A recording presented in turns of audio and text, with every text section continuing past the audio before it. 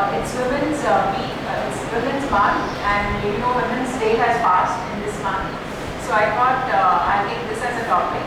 And another reason is when I'm going through the PPT and showing you why mental health is of great concern to me, it will come across that women are twice more likely than men to suffer from mental problems.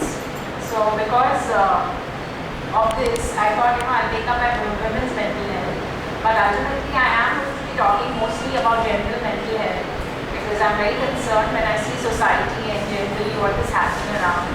I see that we are turning more a blind eye. We are noticing the problems within ourselves and outside in the society. We are turning, the whole approach is to turn a blind eye. We do not want to understand mental health issues. And when we are talking about the physical body, everybody is in great rush to fix your physical body, run to the doctors, right from dermatologist, skin specialist, eye specialist, dentist. From your head to toe, you can count the number of doctors you may have visited. And some of you are seniors, so you've been through such a lot of experience in your life. But where it comes to the mind, we have totally ignored the mind.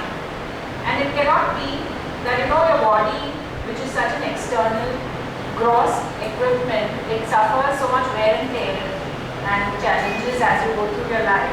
So it cannot be possible that your mind will not suffer wear and tear. The mind is a subtler equipment. It often gets neglected because it's hidden. Like if I have mental problem, I can very well disguise it. You may not know. You cannot know if I have a broken mind. You can't see it. So very often that is neglected. So let's understand what is mental health. And when we talk about a healthy body, there are some criteria that determine what is health in the physical body. And namely that is fitness. We see whether we are fit, physically fit. We see our level of immunity, that we can resist infection and disease. And we also see stamina, the energy levels that you have to do different types of work. So when we talk about mind, what is a healthy mind? If you want me to make this interactive, we don't have to just go through this. We want to talk as we go along? Yeah. You want to talk? Okay, so let's not look at what's there. What is healthy mind according to you? Positive thinking. Sorry? Positive thinking. Positive thinking, yes. Healthy mind is seeing reality and aware of the reality and proceeding. Seeing reality and being aware of it. Yes. I think the healthy mind should be in the present and not in the past or the future.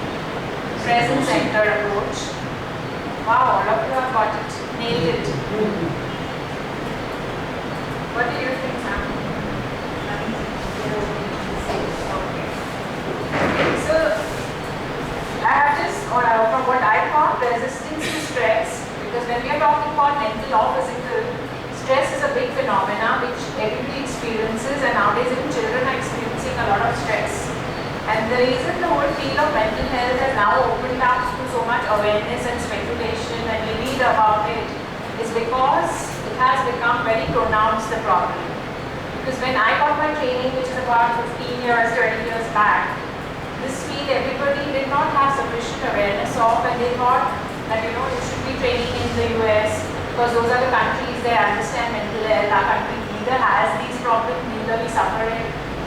But now the problems have become very pronounced. They are glaring and in your face because every other day we read about people are getting murdered, people are jumping off to deaths at very small minor issues.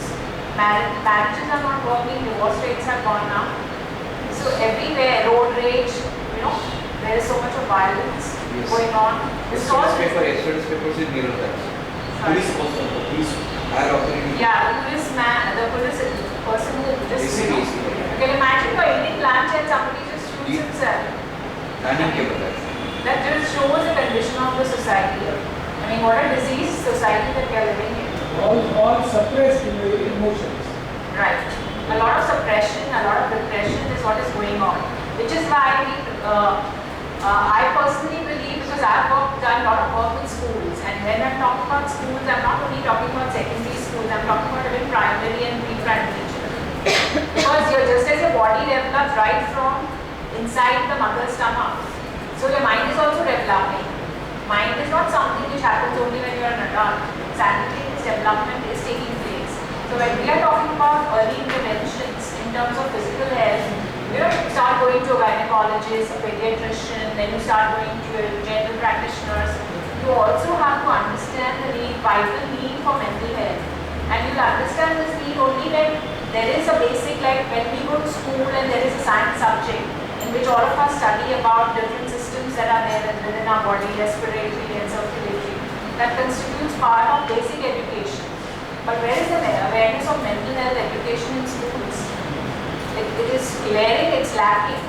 Are we made aware that you have the subtle apparatus within you, mind, and that it consists of emotions, it consists of thoughts, and what are the problems that your emotions and your thoughts can undergo? I think that's a basic ABCs of mental health which must be taught at a school level so that every person is aware of it. I mean, maths and everything we are taught, so why not mental health? Why is it neglected? And then what happens, as everybody was saying, because of depression, suppression, lack of awareness, these problems escalate into adult life. And you do not have awareness, and then ultimately you do something very drastic like committing suicide or taking somebody else's life. And then everybody is like, oh, if this person could have been helped in some way, if you know, even if you take a terrorist, he's totally a person who's gone against society because there hasn't been somebody to help him through his emotions and his thoughts, and that's why he's gone astray. So when we're talking about healthy mind, resistance to stress, because everybody's lives are stressed. All of us have challenges that we have to meet with, whatever roles that you're playing. You can be an employer, you can be an employee, a student, a parent, or a wife, husband. Whatever role that you're playing, every role comes with certain challenges. And your ability to meet those challenges, different roles that you're playing, and there will be certain stresses of things that you are unable to do. Expectations of others are pressurizing you, or things that you are unable to do within the scope of that role. So there is a stress that we are facing in all directions. Every aspect of life is stressful, and your ability to manage your stress and go on with day-to-day life is what determines your mental health. I'm not saying that all of us have mastered all our problems or conquered it. That's not what means that you're mentally healthy. But that you have an awareness of your problems, whatever your life, what is on your plate, as you call it. This is my finances, this is the way my health is, this is my family relations, this is where my work is going. At least having an awareness of it, and also having an awareness of what is it that you can deal with or cannot deal with. That would determine your mental health. Because what happens is sometimes you're not aware of stress, or people who are feeling stress, I've seen they go and add secondary problems. Men most often, because most of the audience is men, I'd say, go up and take smoking, eating gudka, having alcohol, promiscuity. I mean, you have one problem, instead of trying to simplify your life, you are adding secondary problems. Of course, now I'm telling you, women are missing in the audience. It's very sorry, because I wanted to talk to women actually. It's very sorry, because women think, in terms of wanting equal status with men and all, if you think by drinking and smoking and, doing these Misuse is things. going there. Somewhere in the misuse is going. Yeah. Misuse. No, I'm saying is they are doing things which are harmful to men also. They think they're being equal to men by doing those things. But these things I'm saying is you're adding to your own problems. Because these are just escaping from the problem. It's not dealing with the problem. So resistance to stress, emotional health. When I'm talking about emotional health, I'm talking about awareness of your emotions. Having a reasonable awareness of what you're feeling from time to time. Because I find many people, including adults, are just not aware what they're feeling. They're not aware when they're angry. They're not aware when they're feeling fearful. They're not aware that they are insecure. And if you ask them, what are you feeling? They'll say, I'm thinking. But it's not what you're thinking, it's what you're feeling. Or they will say, I'm feeling good, I'm feeling bad. But they do not know finer emotions. What are you feeling? So you need to, I'm saying this awareness is now happening by counselors at the school level. So if you have grandchildren at home who are of school going age or college, look through what they are doing in school, because there is something to learn for everybody. So emotional health is also appropriate emotions. You know, if you find, if there is something which is sad and everybody is feeling sad, then that is an appropriate emotional response. But if there is something sad and suddenly somebody thinks it's very funny and starts laughing, then that shows that his emotions are not appropriate. So his emotional health needs to be looked into. Healthy thinking, this I have talked about earlier in another talk, that when we have vision problems, how do we see the world? Negative. Yeah, you see, if I take out my glasses, I see a very blurred world, and the world is not a blurred world. My vision is blurred. So when we use this example for your thinking, if you are seeing blurred, if you are seeing a lot of negativity, if you are seeing a lot of different things which are not actually there, it means that your mind has certain issues which need to be resolved. So your thinking also needs to be clear, straightforward and reasonable. In thinking problems, there are irrational thoughts. Very often, you have accumulated certain mental garbage in your mind and you believe that that is the way things are, that is the way people are. And actually the people may not be like that. Circumstances may not be like that. But you have certain mental thoughts about things, people, situations, and you believe that that is the way it is. So that's irrational thinking, and that needs to be set right. And biases are another thing. A lot of us function a lot on prejudice. We are not aware, you would like to believe that we are very, we are civilized people, sophisticated people, educated, and we are very courteous towards everybody. But if you can be honest with yourself and look within yourself, then what is my bias? Are there certain communities that I am biased against? What are my feelings about different sections of the society or different issues in the society? What do I think? Then you will be able to see what is your bias. Things that make you uncomfortable, people that make you uncomfortable, and you do not want to contact those people or that situation because of your bias. Does everybody get what I'm saying? Yeah, so the bias and irrational thoughts are what clog your mind and prevent you from healthy thinking. Then generally, mental health is obviously associated with cheerfulness. You are generally find that you are being positive. You have a degree of cheer in your mind, motivated to do things like coming here for a talk, productivity, where you feel whatever is your role and whatever it is that you are doing, you have some sense of productivity. You think that you are a useful person and that you can contribute to people's life or to society in general. It can be by any way. It can be through social work, or if you're actively working through that, you're studying, then being a good student. Sense of control. Because often when we are very stressed, we feel that all the situations and life's problems are beyond our control. So to the extent that you feel that you can impact on your environment and create a change, you get a feeling of sense of control, that you can do something about your problems. And that shows that you are mentally healthy. Well-being and sense of humor also. When you are cheerful, you also have a sense of humor. On one hand, you know that life has so many things, and on the other hand, you have a realistic view that you can't deal with everything in life. So you can be light-hearted and funny about it, which doesn't mean escaping. Escaping is a different thing. This we've already covered that for long in India we have believed that mental health problems are phenomena of the West. But now, because our newspapers and everything are more with stories of mental health problems, now we have realized that everything is not out there. In fact, West has been very proactive in developing the field of psychology, and most research has taken place there.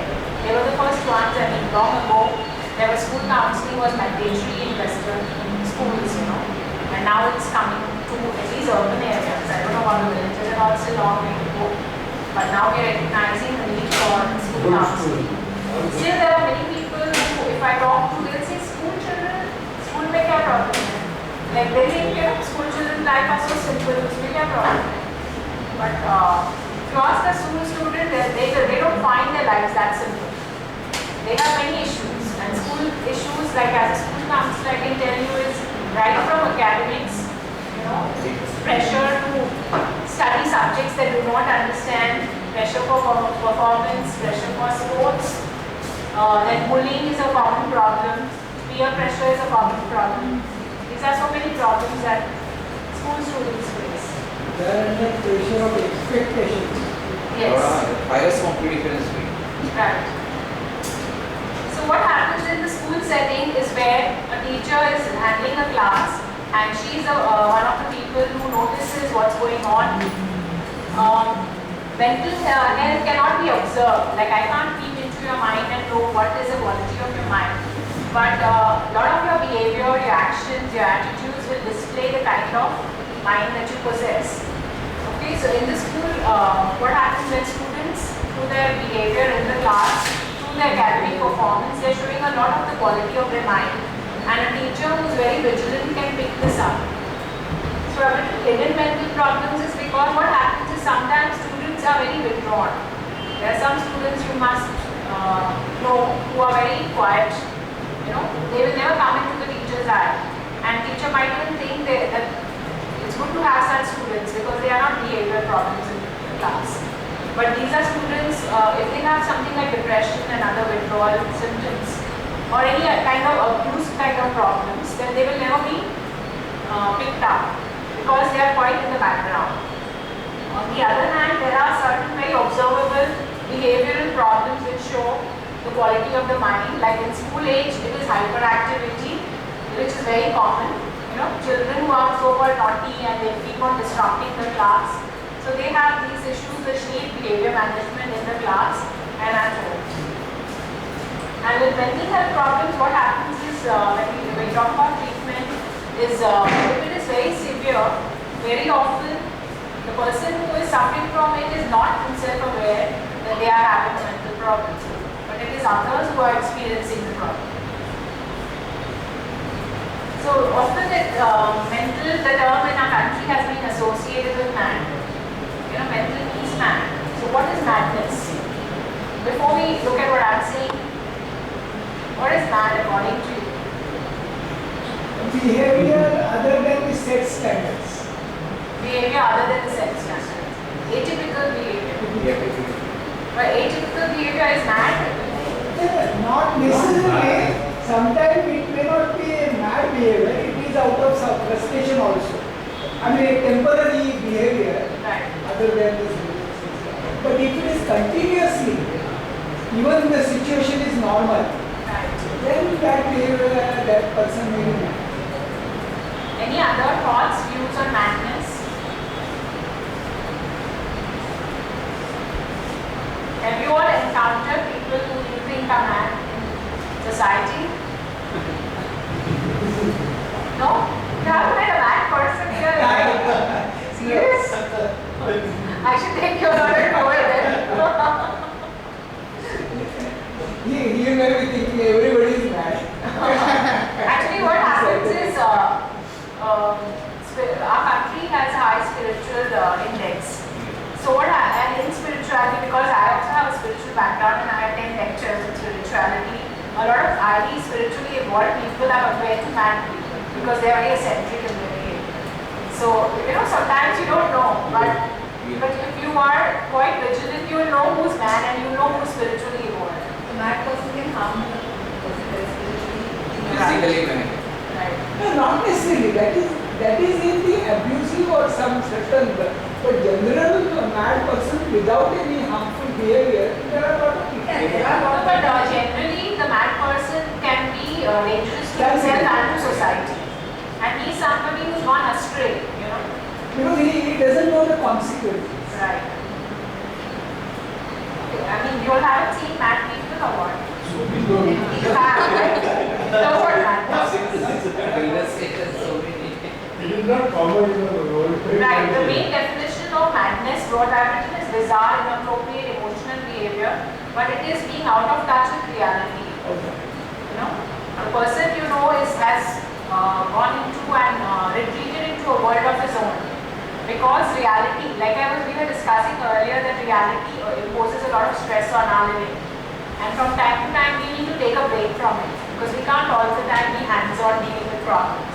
So everybody needs a respite. But when you need a complete respite and you want to resign completely, then life is too unbearable. So either some people commit suicide, or there are some people who break contact with reality, and that's the mind snaps.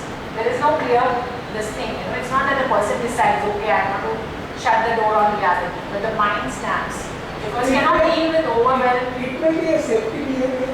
Sometimes, Yeah, I'll talk about defense mechanisms. That will help to understand. So defense mechanisms is what happens is when we are dealing with stress and challenges day-to-day life, and when reality becomes too overwhelming, we all need these shortcuts.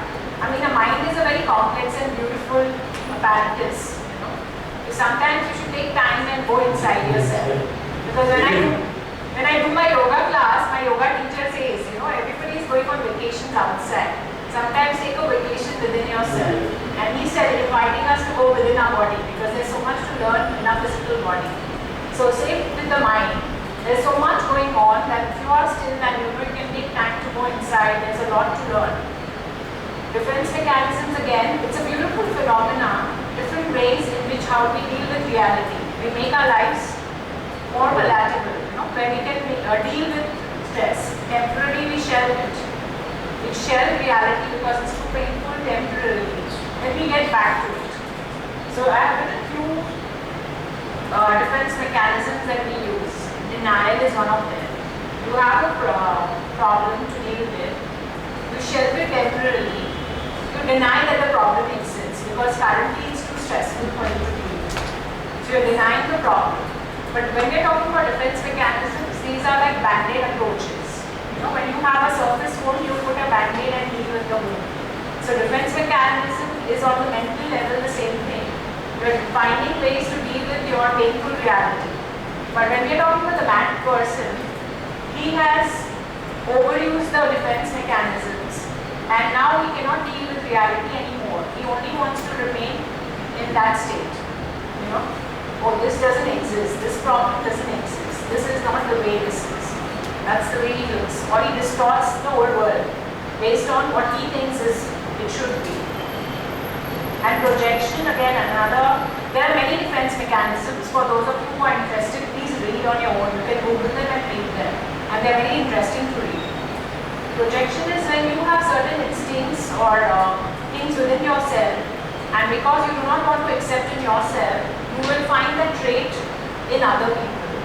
For example, if I'm very money conscious, I'm very miserly, and it's not easy for me to believe that I'm a miser, because we all want to believe that we are good people.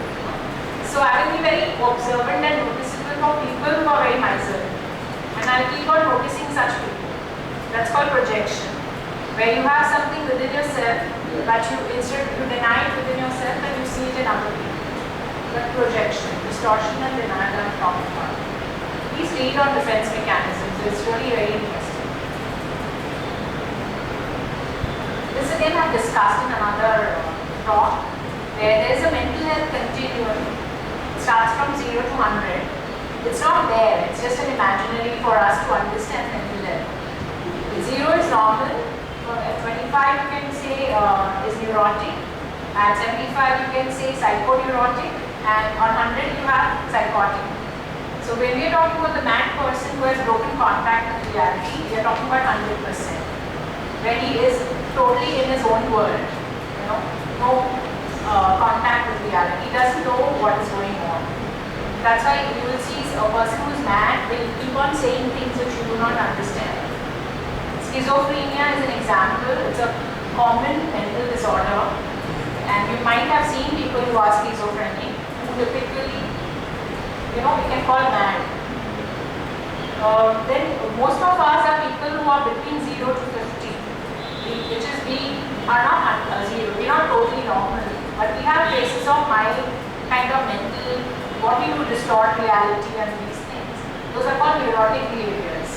We all have our own particular likes and dislikes, eccentricities that makes us neurotic. But from neurotic, as you're moving more on the right hand side of the continuum, you're getting more and more manic. So everybody can see where you are on the continuum. Now everybody will get the awareness. Everybody understood what I'm saying? Nobody is at zero. They are somewhere. Nobody's at zero. And mostly everybody's between 50 to 75, but I'm being nice and saying 0 to 50. So let's have your number for yourself. Where do you think you are? Do you think you can give a number? 70. You're 70? No, I don't think so. 70 for a person who's 70 will be quite mad. We wouldn't have this class, like it would be a very disruptive class. Because the person cannot get along like in a normal, appropriate way. Living different. Yeah. So I think being a conservative estimates, everybody would be between 30 to 50 types. You can't be completely mad. Yeah, everybody is mad. We all have an individuality. And individuality consists of our own likes and dislikes, and we are eccentric in our own way. But that doesn't mean we are mad. To the extent that we are in touch with reality, we are handling whatever roles that we are playing in society and getting on with life, we are not mad. Mad means, as I said, spiritually involved and mad people are quite on the similar this thing. Okay, mental problem is defined by its severity, whatever symptoms that you are experiencing, what is the severity of it, what is the duration of it, and what effect is it hampering your day-to-day life.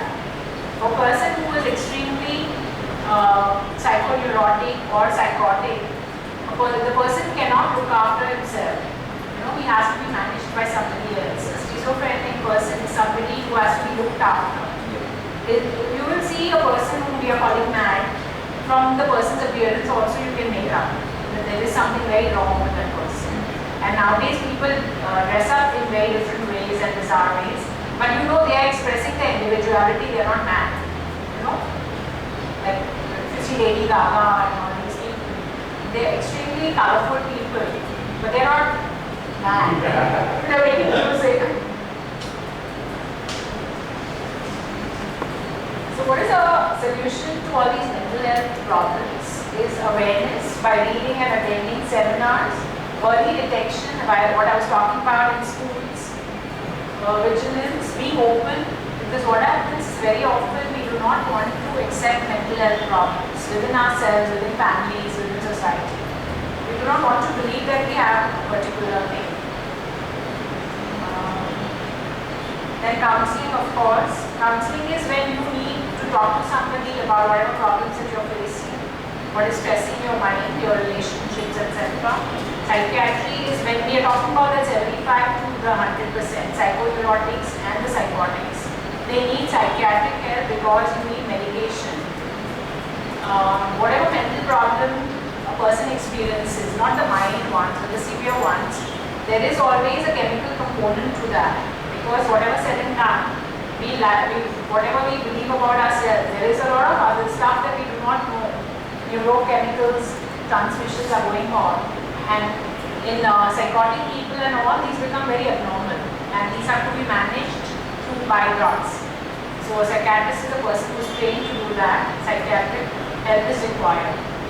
And otherwise, for normal people like us, and how to maintain our mental health, we have to do all the good things, positive living things, including meditation and yoga, because I find I practice yoga and it has a deep impact on the calmness of my mind, the positivity that I feel, even the breathing and all that.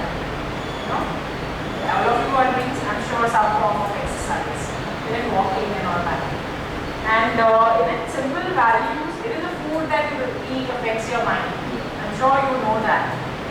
When you eat a lot of heavy food or you're overeating, you have a tendency to feel very clouded in your thinking. You feel depressed. Your heavy body makes a heavy mind. And in general, the kind of person that you are, if you think you are a more helpful person, or if you can inculcate kindness and helpfulness in your personality, you will find it having an effect on your mind. People who are selfish are prone to more stress, more anxiety. Anybody wants to say something? You agree or disagree? Agree? Yeah. So if you are a selfish Our person, food is the index of our health. food is the index of your health. Our health. Right. Everything, exercise, it's a combination of all that. Complete your lifestyle. Right.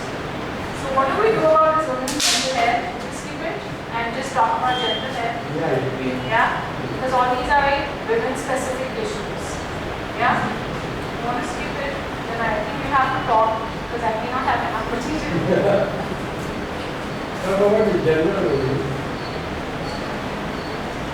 My whole thing that is gone. So now we can have an open discussion. How much time do we have? It's a lot of time.